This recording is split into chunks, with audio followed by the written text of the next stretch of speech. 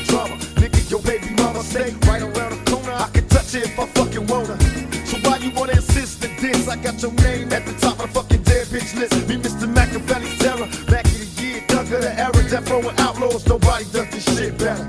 My lyrics explode on contact. Best prepared for combat. Ain't no stopping, so bomb back. It's the last days. Niggas is dying for bullshit. Mac 11 is heavy, yet I'm ready to pull quick. Niggas ain't ready for a brother that's living major. Been witness to a sick motherfucker that's spitting razors. When I cut them, they cut. When I stick them, they stuck. In my business to bust, cause I ain't giving a fuck. We tore the neighborhood up. Look at all the shit that we did. Murders and lifelong bids. If my enemies love their kids, you don't wanna die. And I don't wanna kill you. Keep my name out your mouth. For a nigga after Junior, all my enemies. Larry Mezza was on a talk show with Johnny A. Liar, and they mentioned my name, and they want to spin a web and make me look like I was this terrible person. Now, I have to defend my name, which any real man would do. And I started getting calls from people that somebody is blasting me and a friend of mine, Johnny A.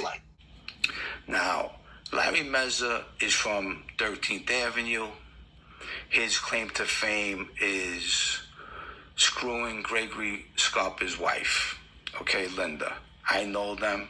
They're nice people. I don't have anything bad to say about them.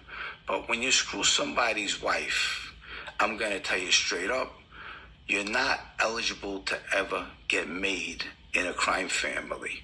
I know that. The wise guys in the street know that. And I'll tell you, he said something about me. My claim to fame was banging the boss's wife. Okay? First of all, if any woman in the world is my claim to fame, it's the girl I'm with right now. You know her, Kelly. Mm-hmm. Okay? My whole story is a claim to fame. Everything about it is so unique and compelling. So he wants to pick that out as my claim to fame. That's nonsense. So he claims, this guy, that's my claim to fame. He needs to look in the mirror, because now I'm going to tell you what his claim to fame is. This Jimmy Calandra. His claim to fame is killing a woman at a botched burglary attempt. He was part of a team of guys that botched the burglary, and a woman got killed. A mother, a wife. And the FBI should be ashamed of themselves for accepting this guy in as a witness that killed a woman. No one else was supposed to be in this house. Only this guy was supposed to be there. So we all get out. Chris waits in the car.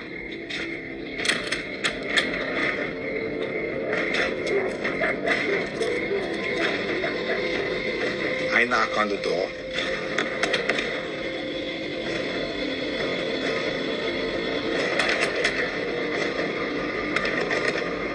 All of a sudden, I see this woman. I hear boom. Lady goes flying across the room. Reynolds, in his crack stupor, accidentally pulled the trigger to the gun and shot her in the head in front of her then 9-year-old daughter.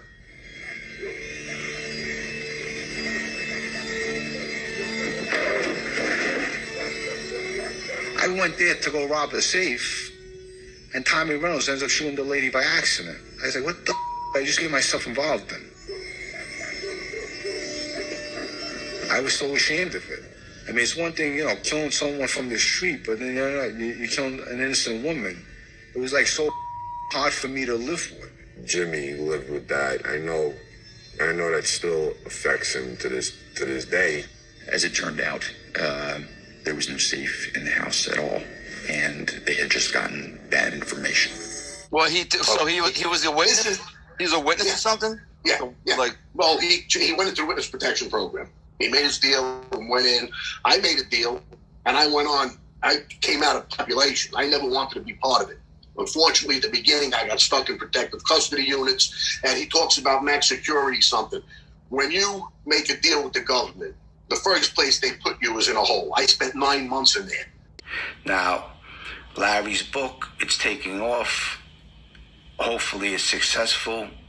I'm not a Larry hater, that's for sure. But the thing is, don't lie. Don't say you were a made guy. You were not made. When Larry cooperated, I was with Larry in MCC, okay? Now, there was a time where they call you at nighttime and they send you to Otisville. One night, I was sent to Otisville. I had a photo album of me and all my friends and my family members that I handed to Larry Mezza. I said, Larry, can you hold this for me? And he took it, he said, yeah, sure. Now, when I got back, that photo album was gone. I don't know what he did with it. All these photos I lost.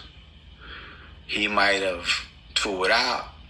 He said at that time he gave it to a counselor. I saw the counselor. The counselor said they never got any photo album. So he knew right away back then that he was going to cooperate when he was in MCC. Now, I just watched the video on Concrete Clips with Larry Mezza, and he's talking about he was in a maximum security prison, and he went for walks with Balamo. He is the boss of the Genovese family. Now, I got to pull your card, and I got to tell you, you're full of shit. You were never in no max. You went from MCC to Otisville, and he was in the same dorm as me in Otisville. And I remember the day they locked down the whole Otisville prison, and they escorted Larry Mezza out to the witness unit. I remember this very perfectly clear in my mind, okay? So I'm going to have to start pulling people's cards when they give lies, because I'm not in this business to make friends, especially with liars, okay? So that part I don't understand why he said I was never in a maximum security prison. That's silly. He says something about me stealing his photo album. Yeah, what's the deal with that? I have no clue. I don't steal. Period. I'm not a thief. The one time why would you? In a bank burglary, it never went off. You know, I make a lot of money in my life. I don't need. That's another thing. This guy, I don't think he ever made a penny. Okay, I make money. I'm an earner. I have intelligence. I'm decent looking. Everything this kid wishes he had. Okay, and I had balls. I proved my balls in the street. Okay, I didn't do it killing a woman on a burglary. So, you know, those things make no sense. He claims that I was whisked out of the building. Okay, it took me 3 days, and he says Otisville. I was in MCC, so I don't know where he gets his story from that I came out of Otisville and he watched me and I checked into the hole. After that, I spent 9 months in the hole because they didn't know where to put me for a while. So, he said that you're the photo album that he left it with you, and then when he came back from court or whatever, that maybe the counselor and maybe the counselor let you the shakedown and took it or something. It's not yours. I'm not gonna make an excuse because I can't even remember anything remotely close to that happen. I don't remember him. Why would he give me his photo album? I won't give him mine. Right. You know, it's not in my that don't really make sense. Right? Why would you've been in jail? You've been longer than both of us. Why would you give somebody a photo album? Well, I can see like maybe if you were going to court and you wanted someone you trust to kind of protect it so nothing happened. I think I would remember that. Yeah. I mean, I just, you know, and I know I was never his cellmate, so why? It doesn't make sense. And you didn't really hang around him in there either. Maybe the drugs, you know, and I saved him from a few beefs in there because of his attitude and his stupid mouth. He probably, that he won't bring up. But I bet you Johnny will, because I know Johnny did some more time with him than I did. Hey, these guys today, what they want to do is they want to change mob history. They want to say it the way they want to say it. They want to give a whole bunch of bullshit to who this guy was, that guy was. It's all bullshit. Okay, so I hope you have your eyes open, and I hope you know truth from false. But you know what's funny? If you ever watch his show, he can't even be himself. He is a mini Sammy right now, like a mini me. He talks real slow and just like Sammy the Bull. That's how Sammy talks on his podcast. These people killed so many people, innocent people. It was insane. And he wants to point the finger at me and mention a woman that was killed by accident when I was there at a scene. And I came forward to make that right. Because first, he doesn't even know my name. He calls me Mezza, M-E-Z-Z-A. And he says it numerous times. So he doesn't even know my name. Right. Okay? And he has no problem dropping names. He throws names out left and right. And most of the names he's mentioning were guys I was introduced to as a friend of ours that wouldn't even sit with this guy while he was away. Why? So well, because nobody liked him. With that said, look out for those guys because they are telling a lot of fibs. And I'm not hating on them, but you know what? They're full of shit, okay? And you could go to their books that they write. Larry wrote The Life. I heard it's a really good book. And I wish him success. And I know he did shoot the guy, Nicky Black, in the face, but you were never a made man. You never took an oath in that family. That's 100% I know. Okay? I was in Otisville when you were there. I was hanging out with all the made guys. Mike DeSantis was there. Anthony Bewat was there. Lorenzo Menino was there. Joe Gambino was there. I could go on and on. Everybody was there, okay? And you were not a made guy. Maybe you got made in the witness unit. I'm not sure. But all these guys that know this and that are keeping their mouth shut and not speaking up about this, they're hiding it. So shame on them, too, that know this. And they're just going along with this bullshit of lies. No, I mean, it's got to be a jealousy. That he sees my book selling, sees that I got the people that are witness to my character or ex-cops that were on my case. They're the ones that put me with De Niro. They didn't put him with De Niro. Well, he claims Dade is on. He's claiming Dade says you weren't made or something like that. Well, I don't know. Who would know? Say something. Well, that's another thing. Here, let me say this. It's a myth. I am not a hitman. I never killed for money. And that's what hitmen do, okay? And I downplay the so-called ceremony because it was unceremonious. It was a thing that had to be done because I was at meetings with bosses. I was at sit-downs with captains during the war. So we had the I can't even call it a ceremony. We sat in the back of a restaurant, just like a dear friend of mine at one time got straightened out in prison. He came out of the bathroom and Gas Pipe introduced him to me as a friend of ours. But the guy did his job in the street. He earned it. But, I mean, things weren't the same. Yeah. We couldn't prick the finger because Greg was sitting at the table. Yeah. We had to bypass that because of AIDS at the time. It was a big deal at the time. Yeah. So it's like now, and maybe they're wearing masks when they have a ceremony.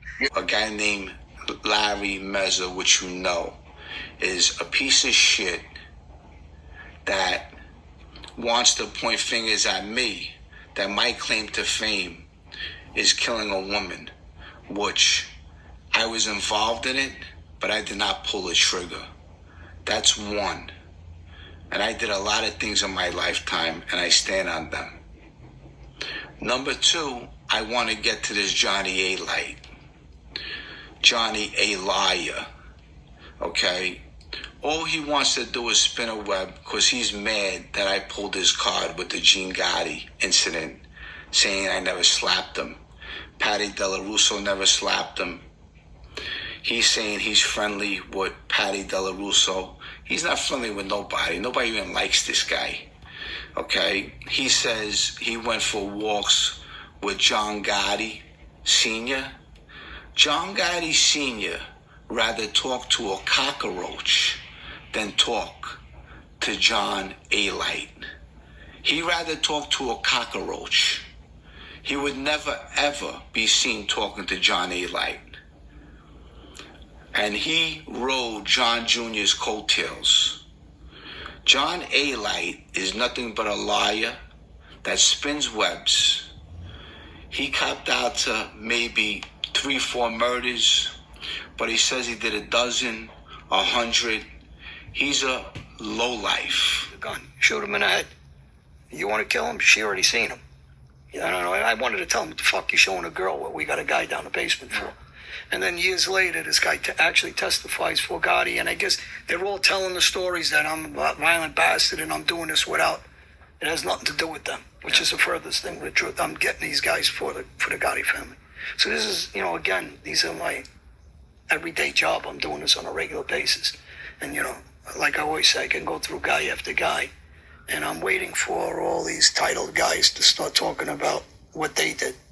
I don't want to hear any more stories about some other guy or some other sit down or I met this guy, that guy, because I could tell you when I was at Paul Castellano's house. I could tell you when I was at everybody's house.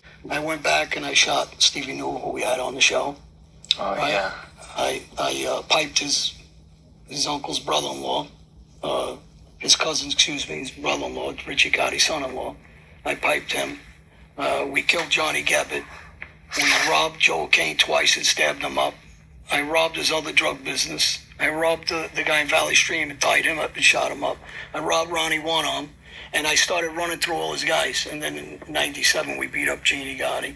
And I said to him, I shot my cousin up who thought he was going to protect him. So I went on, I told him, I says, watch what I'm going to do to him now. And we were going to kill him. So I went through about 9 of his guys, which we always go through all this. And I says, I'm waiting. I'm going to die of old age before they try to do anything except talk shit about me, like they did with him. But, that's the life. They talk. This kid, Johnny Alite, wants to be remembered for the wrong thing. He wants to lie and make believe he was a hitman. He was no hitman. And when I was away with him, he did not slap Gene Gotti. That's 100%. And I know a lot of guys that was in McKean. And you know what? They could verify that and confirm it. Jimmy Alite came on Lee Cole's show, and he was saying that John Alite slapped Gene Gotti. Where the fuck was Jimmy Alite? Where he could confirm this, that there was a lot of guys that was away with his brother. I know more guys that was away in McKean than this kid, Jimmy Alite. And Johnny Alite. All they do is they protect each other. They lie for each other. These people are no good. They're the trash can of the street. They're garbage, sewer. That's what they are. They're the lowest form of life. They will do anything, hire anybody to troll you and cause difficulty in your life. Now, anyone who stands side by side with these people have no integrity, have no morals. They're so full of shit. How he's alive is just pretty fucking amazing. Well, I'm alive for a lot of reasons when people ask me that. Most of them got no balls. So I'm dealing with guys that I know are full of shit. So when I take it to the limit, they're not going to take it there.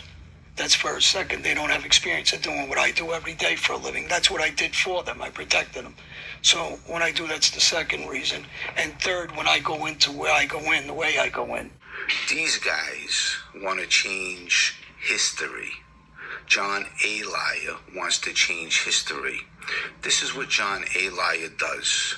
He'll use his brother as a voice to protect him, to glorify him, and to justify everything Johnny Alite did. These guys are the worst form of life. So this is a serious video. I'm letting you know that these two brothers are no good. They're really no good.